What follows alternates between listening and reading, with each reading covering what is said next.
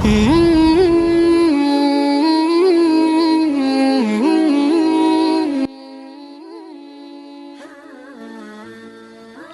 वालेकुम दोस्तों, वीडियो को देखने से पहले अगर अभी तक आपने हमारे इस चैनल को सब्सक्राइब नहीं किया तो सब्सक्राइब कर लें और पास से घंटी के आइकन को ज़रूर क्लिक करें ताकि हमारी वीडियो की नोटिफिकेशन सबसे पहले आपको पहुंचे।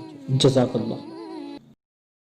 बिस्मिल्लाहिर्रहमानिर्रहीम।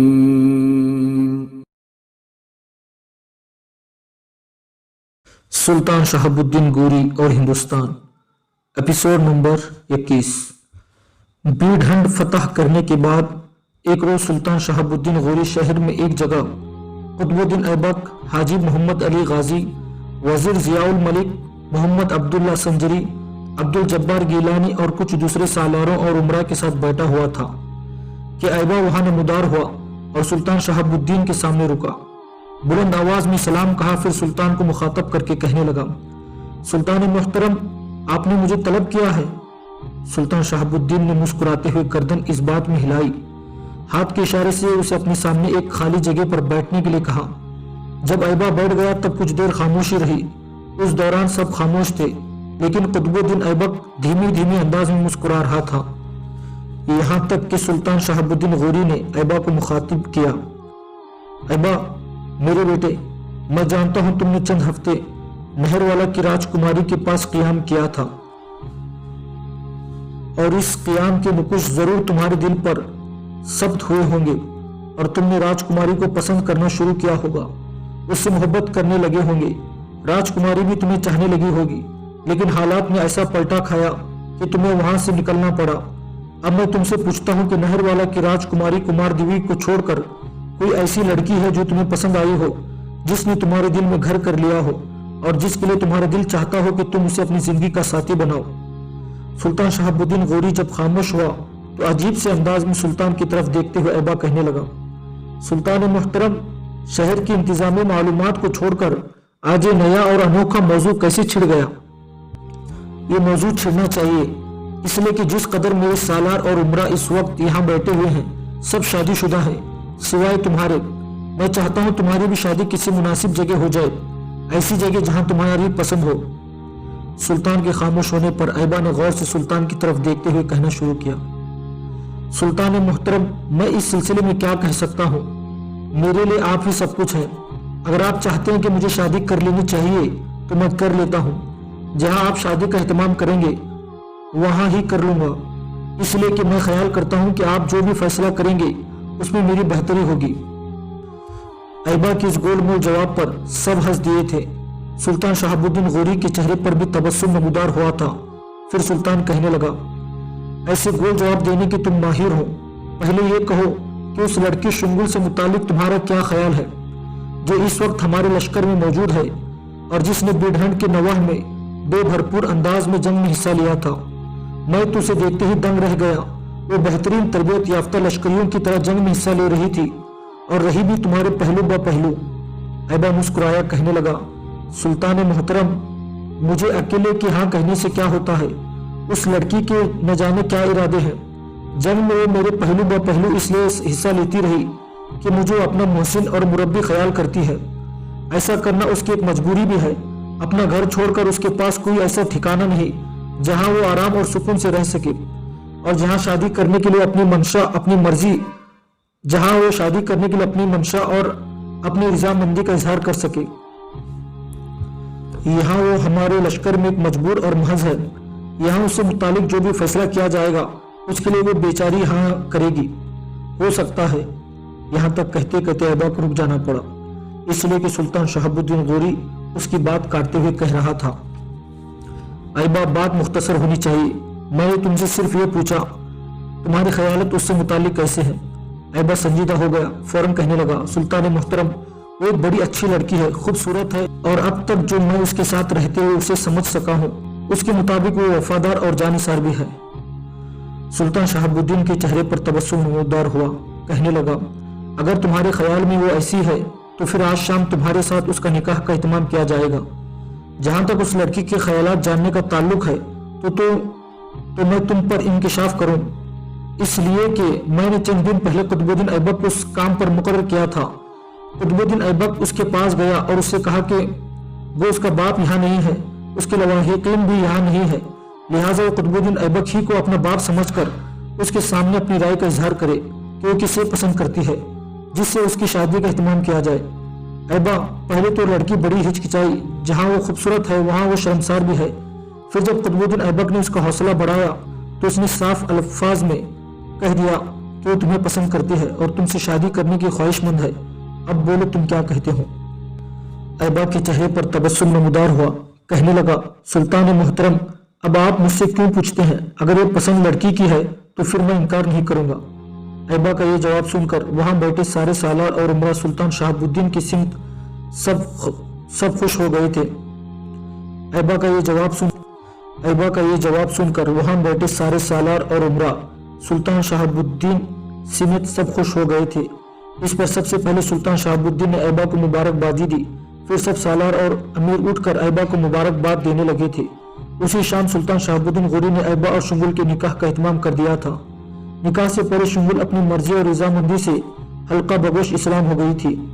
سلطان شہاب الدین نے چند ہفتوں تک بیڑھن شہر ہی میں قیام کیا، یہاں تک کہ اس نے وہاں سے غزنی کوچ کرنے کا ارادہ کر لیا۔ کوچ سے پہلے اس نے بہاؤالدین ٹنگی کو اپنی طرف سے بیڑھن کا حاکم مقرر کیا۔ 1040 کے لگ بھگ سوار اس کی کمانداری میں بیڑھن کی حفاظت پر مقرر کی اور وہ بیڑھن سے روانہ ہونا ہی چاہتا تھا کہ اس کے مخبروں نے اطلاع دی کہ اجمیر کا راجہ دہلی کے راجہ گوبند رائے کے ساتھ سلطان شہاب الدین پر حملہ ور ہونے کے لیے دریائے سرسوتی کے کنارے ترائن کے میدانوں میں پہنچ چکا ہے اور اس نے اپنی مدد کے لیے ہندوستان کے دوسرے راجاؤں کو بھی بلا لیا ہے اور وہ بھی ترائن کے میدان میں پہنچ چکے ہیں۔ اس سال سلطان شہاب الدین نے اپنے آپ کو بیڑھن تک ہی محدود رکھنا چاہتا تھا، اس لیے کہ اس کے پاس کوئی بڑا لشکر نہیں تھا جس کے ساتھ وہ ہندوستان کے راجاؤں پر ضرب لگا کر مزید فتوحات حاصل کرتا۔ لیکن جس وقت ہندوستان کے راجہ ترائن کے میدانوں میں جمع ہوئے تب انہیں نظر انداز کر کے اپنے لشکر کے ساتھ واپس غزنی جانا سلطان شہاب الدین نے مردانگی کے خلاف جانا، لہذا جس قدر لشکر اس کے پاس تھا اسے لے کر وہ آگے بڑھا اور ترائن کے میدان میں راجاؤں کے متحد لشکر کے سامنے جا کر اس نے پڑاؤ کر لیا تھا۔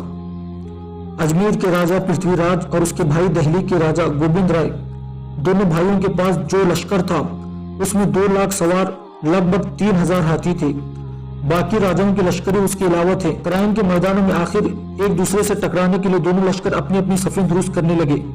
پرتھوی راج اور گوبند رائے دونوں نے 3000 ہاتھیوں کو اپنے لشکر کے آگے رکھا۔ مسلمانوں کے لیے بڑا مشکل مرحلہ تھا، ہاتھیوں سے نمٹنے کے لیے پیش قدمی کرنے لگے تھے۔ اس کے علاوہ جب سلطان شہاب الدین نے دشمن کے لشکر کا جائزہ لیا تو اس کے اپنے لشکر سے دشمن کا لشکر کئی گنا بڑا تھا۔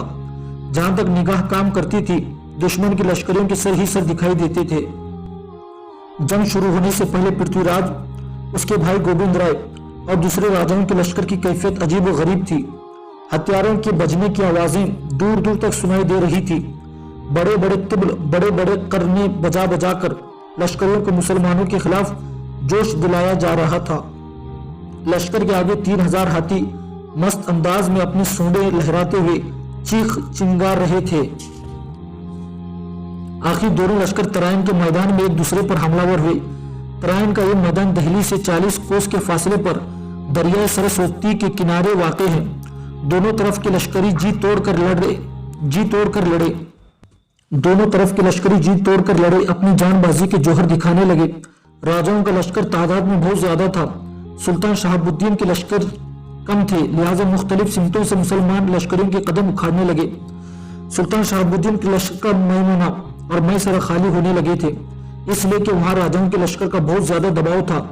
قلب لشکر میں البتہ ابھی تک افراتفری نہ بچی تھی اور لشکری ڈٹ کر دشمن پر حملہ ور ہو رہے تھے اور ان کے حملوں کو روک رہے تھے۔ سلطان شہاب الدین کے لشکر کی تنظیم اور تربیت بکھر گئی، لشکر کے اندر افراد تفری پھیل گئی۔ تب اس وقت جب کہ سلطان شہاب الدین غوری اپنے قلب لشکر کے ساتھ مصروف جنگ تھا، اس کا ایک امیر اس کے پاس آیا اور سلطان کو مخاطب کر کے کہنے لگا، سلطان محترم، ہمارے لشکر کے میمنے اور میسرے دونوں کے عمرہ جو کہ خاندان کے پروردہ اور پردختہ ہے، خوف زدہ اور بدحواس ہو کر میدان جنگ سے فرار کا راستہ اختیار کر چکے ہیں۔ اس کے علاوہ مقدمۃ الجیش کے افغانی اور خلجی سردار بھی جو ہمیشہ بڑھ چڑھ کر باتیں کیا کرتے تھے اس وقت میدان جنگ سے غائب ہیں، اس لیے میرا خیال ہے کہ آپ بھی جنگ سے کنارہ کشی کرنے اور لاہور کی طرف روانہ ہو جائیں۔ کہتے کہتے شہاب الدین کو اپنے اس امیر کا مشورہ پسند نہ آیا۔ کہتے ہیں شہاب الدین کو اپنے اس امیر کا مشورہ پسند نہ آیا اور اس نے ہمت اور جرأت سے کام لیتے ہوئے قلب لشکر کے باقی ماندہ سپاہیوں کی رفاقت میں دشمن پر جان توڑ حملہ کیا۔ اس معرکہ میں شہاب الدین غوری نے ایسی جان بازی اور مردانگی کے جوہر دکھائے کہ دوست دشمن سب ہی اش اش کرنے لگے، اس کے حملوں کی تعریفیں کرنے لگے تھے۔ جس وقت شہاب الدین غوری بھرپور انداز میں دشمن پر ضربے لگا رہا تھا اس وقت اچانک دہلی کے راجہ گوبند رائے کی نظر اس پر پڑی۔ اس نے اپنے ہاتھی شہاب الدین کی طرف بڑھایا۔ شہاب الدین نے جب دیکھا کہ گوبند رائے اپنے ہاتھی آگے بڑھاتے ہوئے اس پر حملہ ور ہونا چاہتا ہے، تب شہاب الدین نے اپنا نیزہ سنبھال کر کچھ اس طرح تاک کر مارا کہ نیزے کا ایک حصہ گوبند راؤ کو لگا اور اس کے دونوں دانت ٹوٹ گئے۔ اس موقع پر اپنے ہاتھی کو بڑھتا ہوا گوبند رائے قریب آ گیا تھا۔ اپنی تلوار بلند کر کے اس نے شہاب الدین غوری پر گرائی۔ شہاب الدین دفاع نہ کر سکا، اس لیے کہ اس وقت اس نے گوبند راؤ کو نیزہ مارا تھا اور اس وقفے کے دوران ابھی تک وہ اپنی تلوار پر گرفت نہ کر سکا تھا، جس کی وجہ سے گوبند رائے کی تلوار کا وار شہاب الدین پر اثر کر گیا اور شہاب الدین بری طرح زخمی ہو گیا۔ عین ممکن تھا کہ شہاب الدین غوری اس زخم کی تاب نہ لا کر بے ہوش ہو کر اپنے گھوڑے سے گر جاتا کہ ایک خلجی لشکری نے بڑی پھرتی سے سلطان کو اس مصیبت سے نجات دلائی۔ وہ سلطان شہاب الدین غوری کے گھوڑے پر چڑھ گیا اور اسے اپنی گود میں لیتے ہوئے گھوڑے کو لے کر میدان جنگ سے بھاگ نکلا۔ یہ لشکری سلطان شہاب الدین کو لے کر ان عمرہ اور سالاروں کے پاس پہنچا جو میدان جنگ چھوڑ کر 20 کوس کے فاصلے پر جا کر خیمار زن ہو چکے تھے۔ لشکریوں نے جب سلطان کو سلامت دیکھا تو ان کی پریشانی ختم ہوئی۔ شہاب الدین اس شکست کے بعد اپنے لشکر کو لے کر واپس ہوا۔ کہتے ہیں کہ غورستان واپس پہنچ کر سلطان شہاب الدین نے میدان جنگ سے بھاگنے والے افغانی امیروں سے تو نہ کچھ کہا، لیکن خلجی اور غوری امیروں کو سخت سزا دی۔ اس نے گھوڑوں کی توپروں میں کچے جو بھر کر ان امیروں کی گردن میں لٹکا دیے اور اسی عالم میں انہیں سارے شہر میں پھرایا۔ ساتھ ہی شہاب الدین غوری نے ان کے لیے حکم دیا کہ جو امیر اپنے توپڑے کی کچے جو نہ کھائے گا اسے قتل کر دیا جائے گا۔ اس حکم کے بعد ان امیروں نے اپنی جانوں کی سلامتی کو غنیمت سمجھا اور توپڑے کے کچے جو کھا لیے اور مصیبت سے چھٹکارا حاصل کر لیا۔ مورخین سلطان شہاب الدین کے میدان جنگ سے بچ نکلنے کا واقعہ اس طرح بھی بیان کرتے ہیں کہ جب گوبند رائے کے ہاتھی زخمی ہو کر سلطان شہاب الدین زمین پر گر پڑا تو شام تک وہ میدان جنگ میں ہی پڑا رہا، کسی نے اس کی طرف توجہ نہ کی کیونکہ ہندو لشکری اسے اچھی طرح پہچانتے نہ تھے۔ جب سورج غروب ہو گیا تو تھوڑی رات گزرنے کے بعد شہاب الدین کے غلاموں کا ایک گروہ سلطان کو تلاش کرتا ہوا اس کے پاس سے گزرا۔ اس وقت سلطان شہاب الدین کچھ ہوش آ چکا تھا۔ اس نے اپنے غلاموں کی آواز پہچان کر انہیں اپنے پاس بلایا اور تمام واقعہ بیان کیا۔ کہتے ہیں وفادار غلام اپنے سلطان کو صحیح سلامت دیکھ کر بہت خوش ہوئے اور اسے وہاں سے اٹھا کر اس جگہ لے گئے جہاں میدان جنگ سے فرار ہونے والے امیروں اور لشکریوں نے پڑاؤ کر رکھا تھا۔ سلطان شہاب الدین غوری کو شکست اٹھانے اور غورستان کی طرف چلے جانے کے بعد اجمیر کا راجہ پرتھوی راج اپنے دوسرے راجاؤں کے ساتھ مل کر بیڈھنڈ پر حملہ ور ہوا۔ بیڈھنڈ میں اس وقت صرف 1040 مسلمان لشکری تھے۔ انہوں نے کمال جرأت مندی سے حملہ وروں کا مقابلہ کیا اور یہاں تک کہ دشمن کو انہوں نے بیڈھنڈ شہر میں داخل ہونے نہ دیا۔ آخر محاصرہ جب طول پکڑ گیا تو شہر میں قحط کے آثار نمودار ہونا شروع ہو گئے، جس کی بنا پر بہاؤالدین ٹنگی نے شہر پرتھوی راج کے حوالے کر دیا۔ اس طرح بیڈھنڈ جو سلطان شہاب الدین نے فتح کیا تھا وہ پرتھوی راج نے واپس لے لیا۔ جس روز سلطان شہاب الدین غوری جنگ سے پسپا ہو کر واپس چلا گیا، اس سے اگلے روز سنگرام اور دیوداس دریائے سرسوتی کے کنارے ایک جگہ بیٹھ گئے۔ پرتھوی راج اور گوبند رائے کے لشکر بیڈھنڈ میں تھے، تاہم نہر والا بھیم جو اپنے لشکر کو لے کر واپس جا چکا تھا، دریائے سرسوتی پر بیٹھنے کے بعد دیوداس نے انتہائی افسردہ انداز میں اپنے ماموزاد سنگرام کو مخاطب کر کے کہنا شروع کیا، بھائی میری بدقسمتی کہ اتنے روز تک راجکماری کمار دیوی کی یہاں رہنے کے باوجود میں اسے میدان سے اٹھا کر اپنے یہاں نہ لا سکا۔ ہماری بدقسمتی کی جتنا عرصہ اس کے باپ کا لشکر یہاں قیام کیے ہوئے رہا، اس دوران کمار دیوی گھڑ دوڑ کے لیے کہیں نکلی ہی نہیں، اور اس کے لشکر میں داخل ہو کر اسے اٹھانا سرہم اپنی موت کو دعوت دینے کے برابر تھا، لہٰذا مجھے اپنی ناکامی پر بے حد دکھ اور صدمہ ہے۔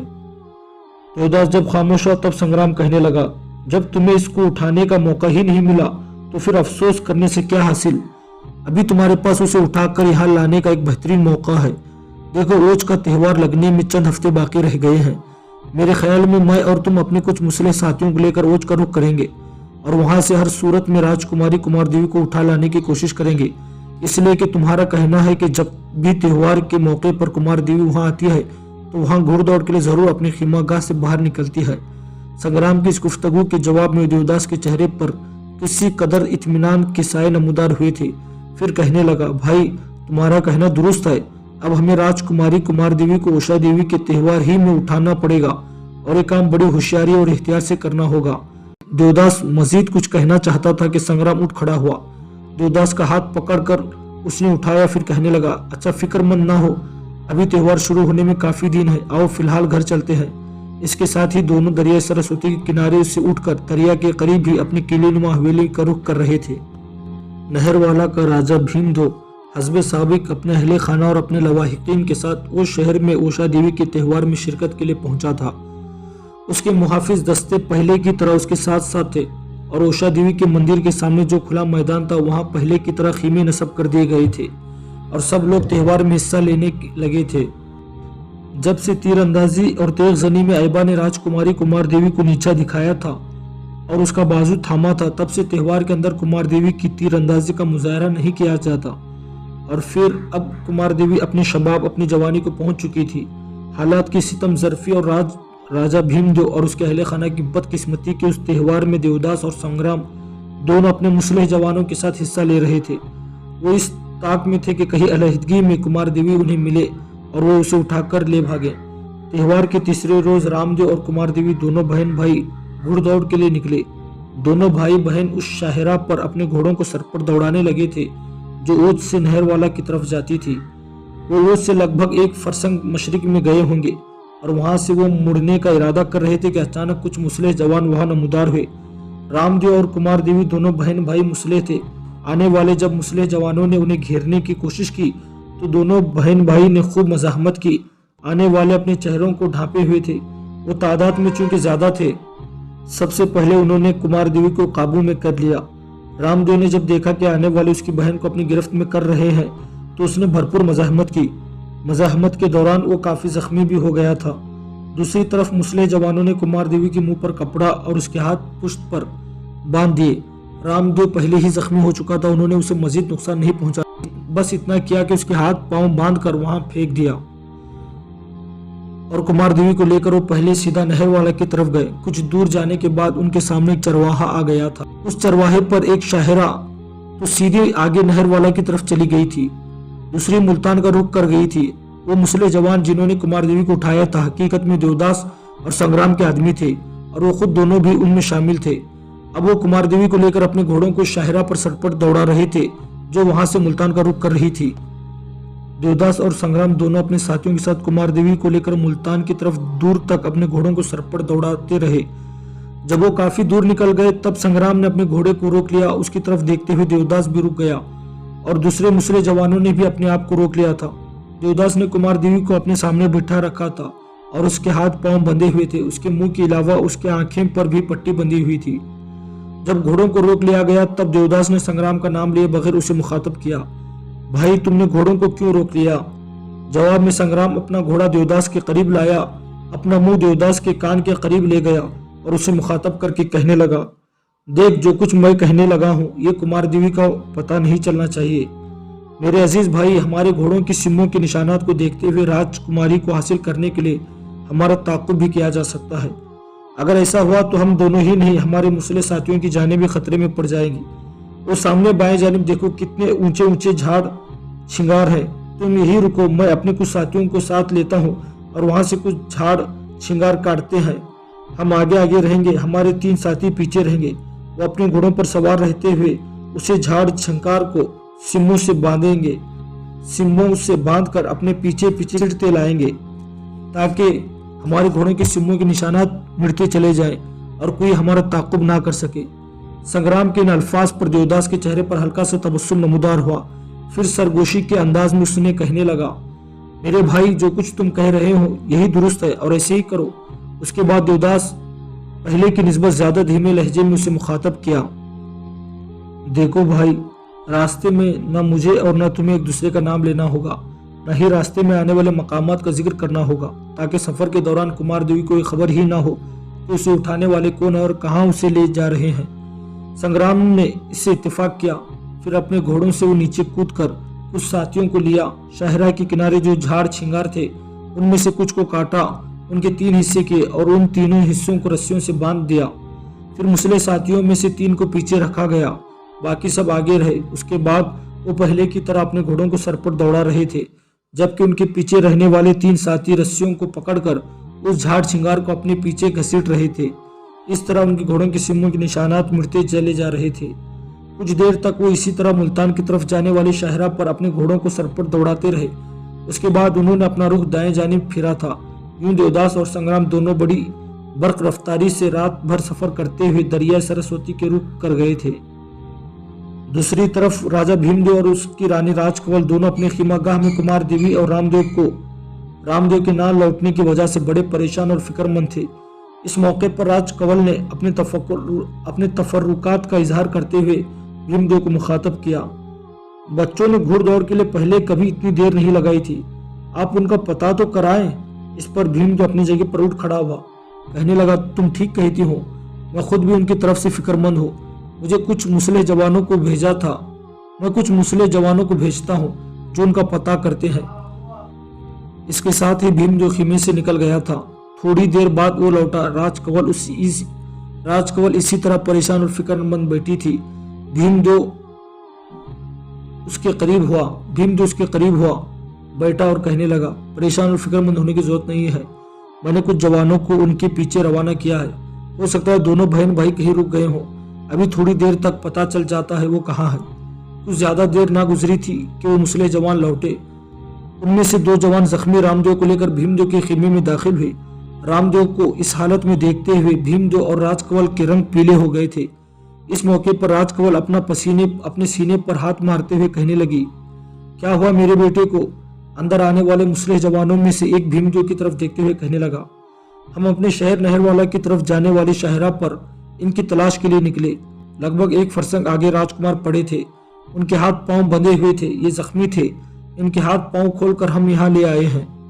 रामदेव की हालत देखते हुए भीमदेव और राजकवल की हालत नाकाबिले बर्दाश्त थी। फिर बिन करती आवाज में राजकवल ने पूछा, राजकुमारी कुमार देवी कहाँ है? आने वालों में से एक फिर बोल उठा, मालकिन राजकुमारी का कुछ पता नहीं चला कहाँ है। इस मौके पर रामदेव बोल उठा और उन दोनों मुसले जवानों को मुखातब करके कहने लगा, तुम दोनों जाओ, मैं पूरे हालात अपने माता पिता को बताता हूँ। वो दोनों मुसले जवान बाहर निकल गए। इसके बाद जो रामदेव और कुमार देवी पर बीती थी उसकी तफसील उसने भीमदेव और राजकवल से कह दी थी।